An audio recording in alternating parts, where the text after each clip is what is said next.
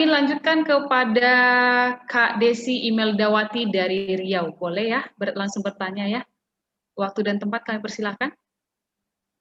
Kak Desi. Halo. Ya, boleh videonya dibuka biar kita saling kenal. Kak belum siap, Kak. Maaf ya, Kak. Iya, oke. Iya, nggak apa-apa, lanjut. Saya mau nanya kepada kakak narasumber, bagaimana sih Kak bisa menjadi leader untuk banyak orang sementara sendiri itu bukan dari tempat, maksudnya kayak kampus yang ternama gitu, hanya tempat yang biasa, dari tempat yang biasa gitu. Sementara ada kayak visi, kayak ada niat gitu, pengen jadi pemimpin gitu, kayak gitu Kak. Terima kasih.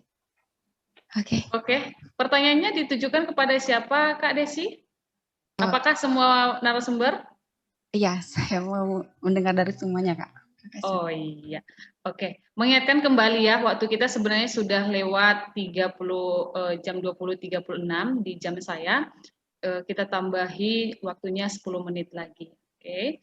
Ya, waktu dan tempat kami persilakan kepada Mas Oka, Kak Tio, dan juga Bang Simon. Siapa yang duluan? Ya, Bang Simon aja ya, karena lihat senyumnya. Berarti Bang Simon udah siap.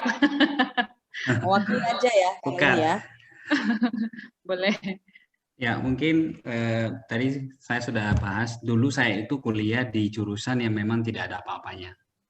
Banyak yang mengetawakan di Universitas Sumatera Utara, mungkin orang-orang pada tahu hukum, kedokteran gigi, ekonomi, dan segala macamnya. Saya memiliki jurusan yang tidak ada apa-apanya, bahkan tidak diakui dan akreditasinya dulu itu tidak ada. Nah, bagaimana menjadi pemimpin? Kalau saya dulu berpikir, lakukan hal terkecil, kalau kita fokus, ada pengaruhnya, orang akan notice, orang akan melihat. Jadi lakukan aja dulu, action dulu. Action apa yang harus kita lakukan, apa yang harus kita berikan pengaruh. Nanti pelan-pelan ketika orang tahu pengaruh kita, bagaimana kualitas kita seorang pemimpin, secara natural promosi atau apa ya, sebuah kesempatan itu datang ke dalam kehidupan. Contoh misalnya, kenapa sih saya pribadi tamatan sastra Cina bisa pergi ke luar negeri yang bahasa Inggrisnya pas-pasan? Kenapa sih saya tamatan sastra Cina yang nggak dikenal orang, saya bisa pergi ke Vietnam yang tidak pernah saya pikirkan, yaitu mewakili Indonesia, Asia Pacific Economic Cooperation. Saya bukan non-ekonomi.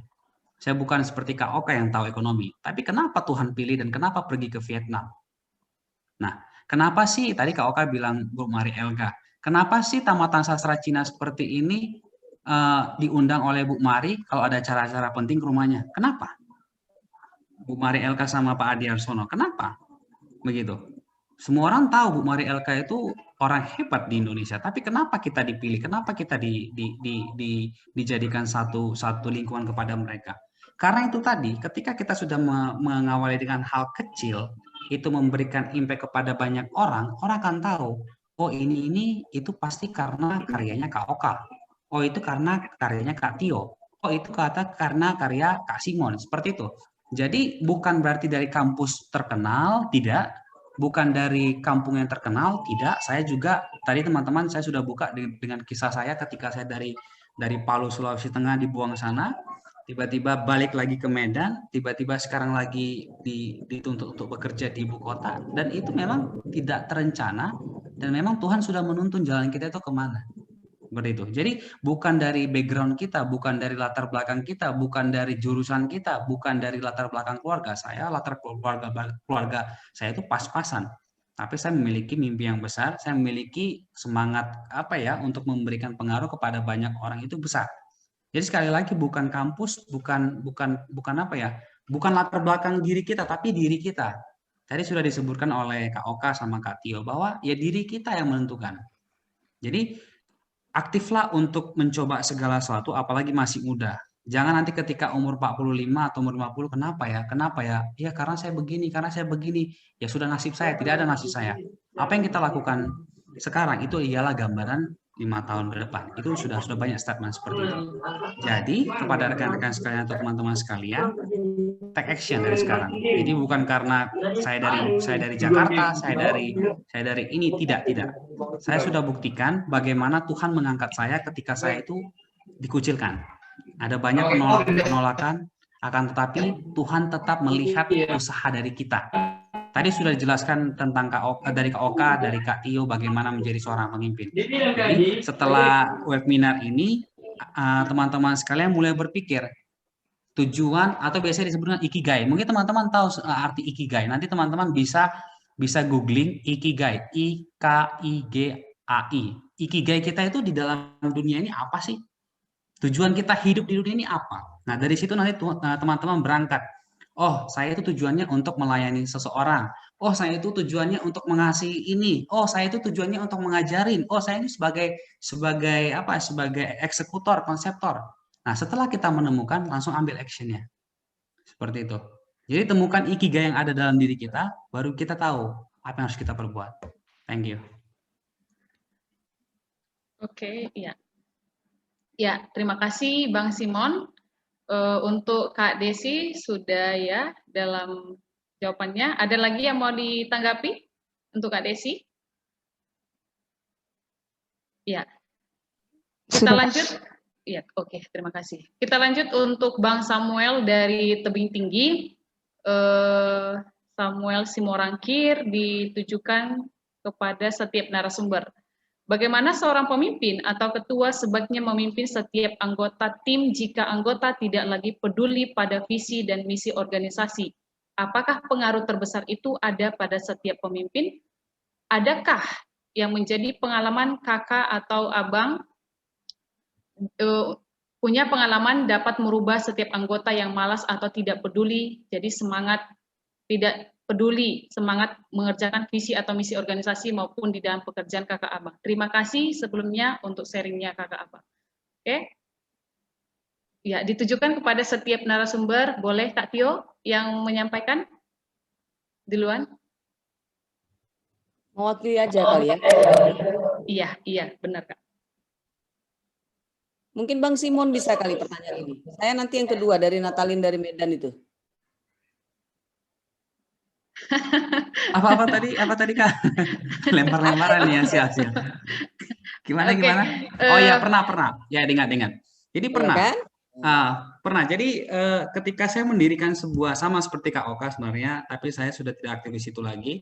Ketika saya mendirikan sebuah organisasi kepemudaan namanya Kopecida, Komunitas Pemuda Cinta Damai Anak Indonesia. Itu di Sumatera Utara dulu. Ada banyak masalah yang saya hadapi. Pertama, saya pernah difitnah dengan memakan uang. Padahal saya pendirinya, tapi saya difitnah. Nah, itu yang pertama. Yang kedua, banyak yang mengklaim pendirinya itu bukan saya, tapi orang-orang yang baru saya rekrut mengklaim dirinya pendiri. Yang ketiga, visi misinya itu diubah dan dikatakan tidak sesuai dengan keadaan sekarang. Jadi fokus saya dulu itu ada leadership, ada anak-anak, sama minat baca, 3. Nah, ada banyak perlawanan yang di dalam sebuah komunitas itu. Apa yang saya lakukan? Caranya gampang aja. Yang tidak sesuai dengan visi kita, itu lambat laun itu akan keluar. Pertama kita katakan, kita punya visi seperti ini. Yang tidak setuju dengan visi seperti ini, silahkan keluar. Yang kedua, tetap lakukan yang terbaik. Nah, lakukan yang terbaik itu dalam hal apa? Yang namanya seperti Kopecida yang saya dirikan, itu ada banyak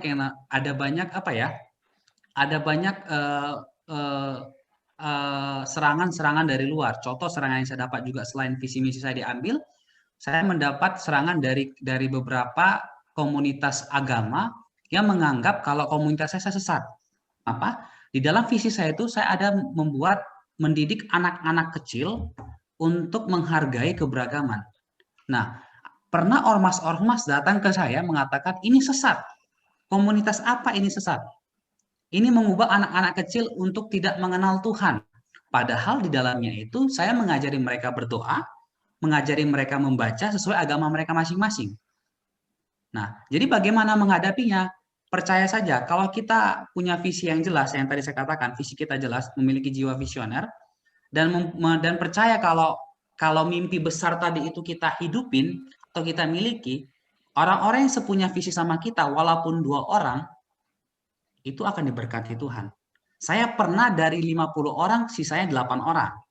Dari 8 orang, sisanya 5 orang. Pada akhirnya 5 orang bertumbuh menjadi 120 orang. Dari 120 orang bertumbuh 400 orang. Pada saat 2016 itu ada penawaran Kopecida mau didirikan di setiap kota. Tapi karena saya memiliki harus pergi ke China untuk studi lagi, jadi saya tidak bisa menyetujui itu semua. Jadi itu tadi, kita fokus aja kepada visi kita, jangan pernah lihat kiri kanan. Begini, saya ada perumpamaan.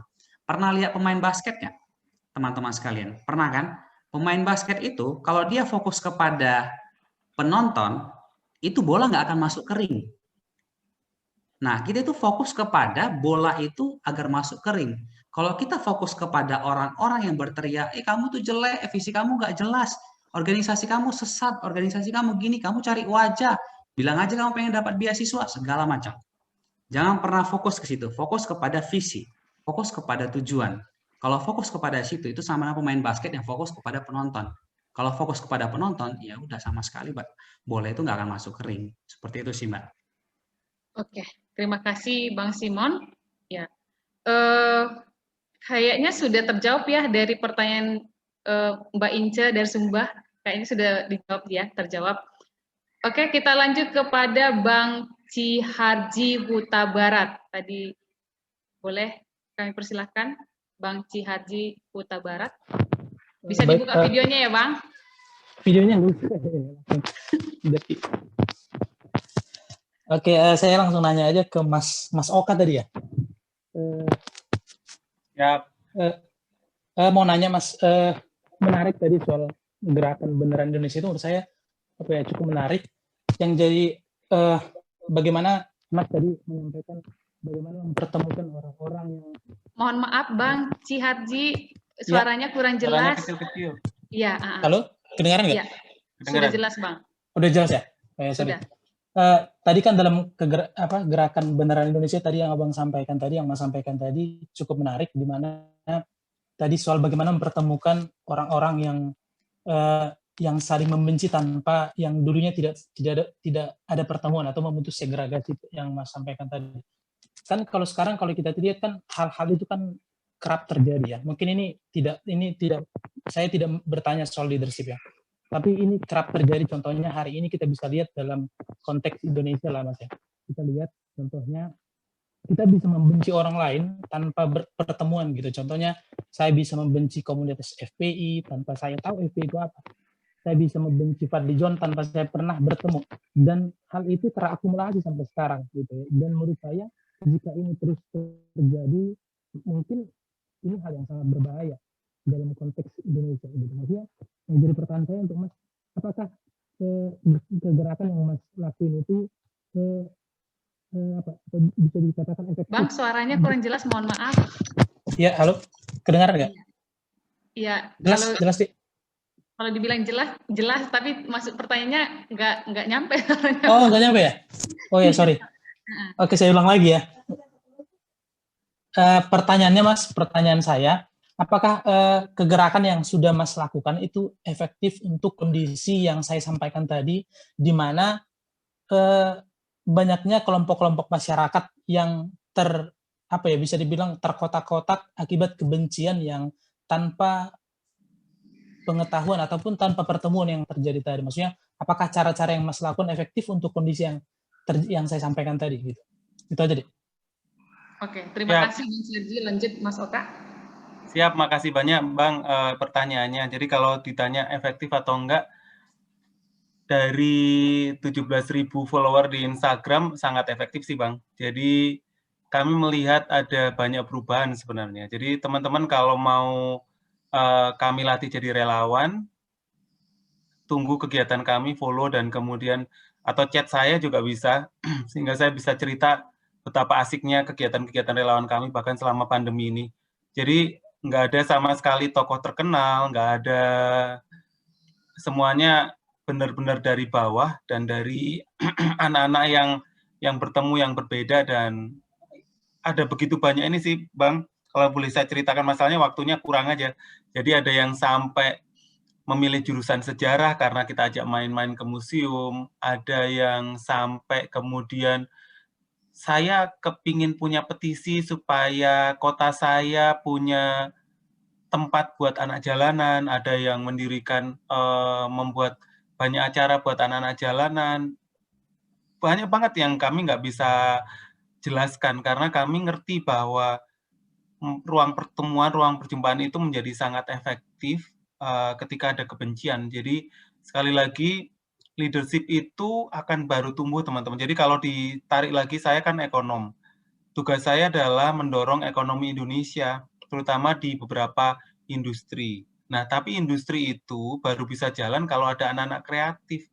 Kreativitas itu baru muncul kalau ada ruang perjumpaan. Ruang perjumpaan itu nggak hanya berjumpa dengan mereka yang berbeda, tapi berjumpa dengan masalah, berjumpa dengan kehidupan yang sebenarnya gitu. Jadi hal-hal seperti itu ternyata sangat efektif yang selama ini nggak pernah diajarkan di sekolah gitu dengan sengaja. Jadi makanya tadi kami ceritakan, terutama untuk teman-teman Papua, teman-teman Aceh, teman-teman yang mau bunuh diri, itu yang kami rasakan menjadi sangat hidup sekali dan ada perubahan yang besar dalam hidup mereka. Begitu, Bang. Oke, iya. Terima kasih Mas Oka. Ya, oke. Dari Bang Ciharji udah ya. Cukup jelas ya Bang ya. Ya, karena waktu kita sudah lewat 20 menit.